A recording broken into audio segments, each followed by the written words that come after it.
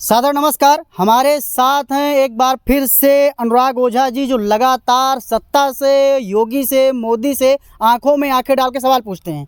अनुराग ओझा जी, जिस प्रकार से मणिपुर की घटना हुई है उस पे आपकी क्या राय है? देखिए पत्रकार महोदय, ये जो आपने सवाल पूछा है, अगर ये आप सवाल नरेंद्र मोदी या भाजपा के किसी नेता से पूछते तो ज्यादा बढ़िया रहता। बाकी भाजपा की एक चाल है, एक नीति है कि वहां पे जल रहा है मणिपुर और बीरेन कुमार कुछ बोल नहीं रहा है। अरे आप कुछ कर नहीं सकते, कुर्सी खाली कर दो, इस्तीफा तो दे सकते हो ना।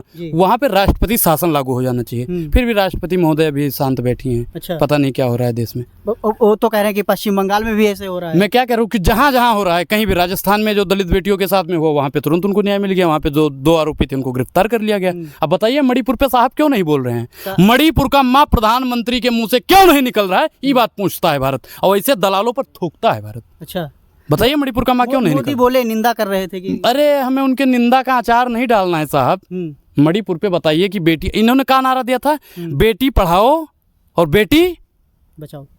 झूठ नहीं बोलना है, फिर कहेंगे गोदी पत्रकार। जी जी। बेटी पटाओ।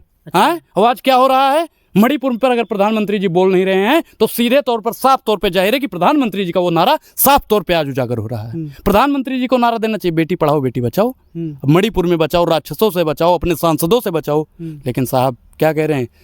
हमारे बहुत भावुक हो गए हैं भाइयों बहनों मित्रों। अब बताओ, राजस्थान में हो रहा है तो आप वहाँ पे कार्रवाई कीजिए ना, हम मना थोड़ी कर रहे हैं। और कहीं भी बेटियों के साथ में अगर अत्याचार होता है, बलात्कार होता है, उनको शोषित किया जाता है, उनको वंचित किया जाता है, तो प्रधानमंत्री को संज्ञान लेना चाहिए। किसी की भी सरकार हो तो वहाँ पे संज्ञान लेना चाहिए। जब यही सवाल जो है बीजेपी के कुछ नेताओं से पूछा जा रहा है, कुछ तथाकथित नेताओं से पूछा जा रहा है, तो ये कह रहे हैं कि पश्चिम बंगाल में भी हो रहा है। पश्चिम बंगाल पे आप लोग आखिर सवाल क्यों नहीं उठाते? देखिए भैया, जब सवालों का जवाब नहीं होता है ना, तब उसको घुमाया जाता है। अच्छा। तो बीजेपी के सांसद, बीजेपी के विधायक, बीजेपी के पार्षद सब बौख लिया गए हैं। वो कोई भी हो, उनके पास कोई जवाब नहीं है। मणिपुर में भाजपा की सरकार है, प्रचंड बहुमत से है, बीरेन कुमार जी वहाँ के मुख्यमंत्री हैं, फिर भी बोलने को तैयार नहीं। और स्मृति ईरानी जी को आपको याद होगा, संसद में बेटियों पे अत्याचार होता है, देश डूब जाता है। और आपको तो उनको, चौधरी चरण सिंह को जानते हो, प्रधानमंत्री थे। हैं, उन्होंने कहा था कि बेटियों पे जब कोई मतलब आरोप लगाती हैं या बेटियों के साथ जब उत्पीड़न होती है तो सरकार को चुल्लू भर पानी में डूब के मर जाना चाहिए। मणिपुर में जिस प्रकार की घटना हुई है, यदि उस समय जो है अनुराग का जो है सरकार होता मणिपुर में, तो क्या एक्शन लेते? मैं पहले बता दूं कि अगर मेरी सरकार होती, मेरी वैसे कोई सरकार ही नहीं है, अगर होती तो मैं वहाँ के जो मुख्यमंत्री थे ना, अब तक उनको 70 दिन पहले ना घसीट के जेल में डाल देते पहले। अच्छा। तो वहाँ के मुख्यमंत्री पर सीधी कार्रवाई होनी चाहिए। ईडी, सीबीआई अनुराग के ऊपर भारतीय जनता पार्टी वाले बैठा सकते हैं, लेकिन बीरेन कुमार पे नहीं बैठेंगे। आप अगर सच्ची पत्रकारिता करोगे, पूरी बात डाल दोगे ना, आपके चैनल पे ईडी सीबीआई बैठ जाएगी, लेकिन मणिपुर पे ईडी सीबीआई नहीं बैठेगी।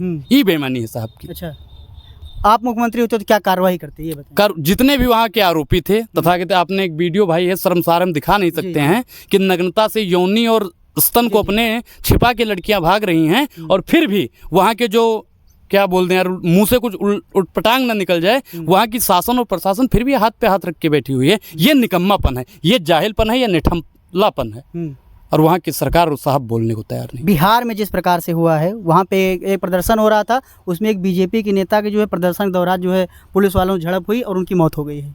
इस पर क्या कहेंगे? देखिए, अगर मौत हुई है तो ये बहुत ही गंभीर विषय है और उनको न्याय मिलना चाहिए, और वो गलत है भाई। झड़प करके तुम किसी महिला के साथ में बदतमीजी करके मार दो, ये गलत है। जंतर मंतर कब जाएंगे अनुराग ओझा? अभी तो हम गांव में हैं, घर बन रहा है हमारा, उसके बाद में जाएंगे। अच्छा, क्योंकि धरना प्रदर्शन मणिपुर को भी लेकर चला है, और कुछ दिन पहले जो है आज़ाद पार्टी के जो चीफ हैं चंद्रशेखर रावण, वो भी गए थे सिक्योरिटी के लिए। नहीं तो बिल्कुल उनको सिक्योरिटी मिलनी चाहिए भाई। जो दलित, वंचित, शोषित अल्पसंख्यकों की आवाज़ उठाता है, उनको सिक्योरिटी नहीं मिलनी चाहिए? आप बता दो। अगर आप मोदी जी के वाह के नाम के कसीदे पढ़ते हो ना, तो पत्रकार महोदय आपके लिए रेड कारपेट बिछा दिया जाएगा। अच्छा। Z+ की सिक्योरिटी आपको मिल जाएगी। हैं, कल आप फॉर्च्यूनर और मर्सिडीज से आओगे। और चंद्रशेखर रावण क्या है, दलित है इसलिए सिक्योरिटी नहीं दे रहे हो? हैं, पिछड़े वर्ग से आते हैं इसलिए नहीं दे रहे हो? पिछड़े वर्ग से तो मोदी जी भी। अच्छा, एक चीज बताइए कि मोदी जी पिछड़े वर्ग से हैं, पिछड़े वर्ग के लिए क्या किया है बता दीजिए। उन्होंने अभी जो है कुछ आरक्षण वगैरह दिया है, उसके बाद सारी योजनाएं बता रहे हैं सब उन्हीं के लिए। प्रधानमंत्री जी ने कौन सा आरक्षण दिया? आरक्षण तो बाबा साहब का संविधान देता है। कि मोदी कौन सा आरक्षण देने लगा भैया? मोदी जी कौन सा आरक्षण देने लगे बताइए? अच्छा, आरक्षण तो भाई बाबा साहब का संविधान देता है। मोदी जी उसमें क्या है? मोदी जी का क्या रोल है इसमें? नहीं, मोदी जी भी तो बैकवर्ड से आते हैं। नहीं, बैकवर्ड से आते, मैं क्या कह रहा हूँ, ओबीसी समाज से मोदी जी आते हैं। ओबीसी समाज के लिए क्या किया है आप बता दीजिए 4-5 काम।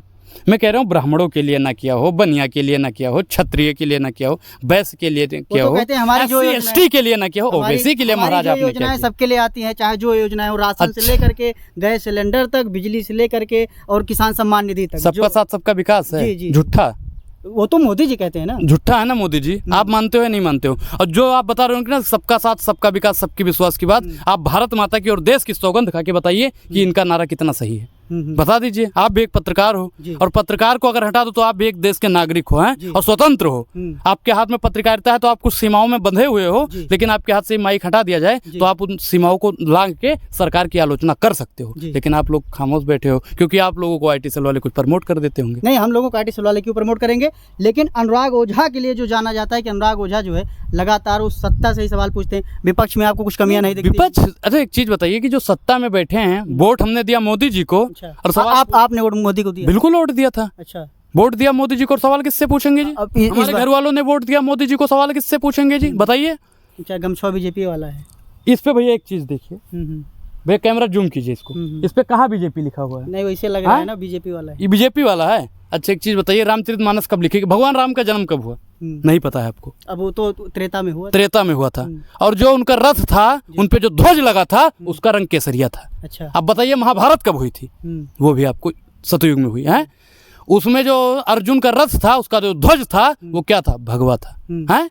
ये भगवा तो भारतीय जनता पार्टी वालों ने बना दिया, अभी मोदी जी का हो जाएगा। मोदी जी की बपौती है इस पे, किसकी कॉपीराइट है इसका? संविधान ने लिख दिया है कि ये भारतीय जनता पार्टी आएगी, भगवा नाम बनाएगी और सिर्फ भगवाधारी लोग जो होंगे वो बीजेपी वाले होंगे।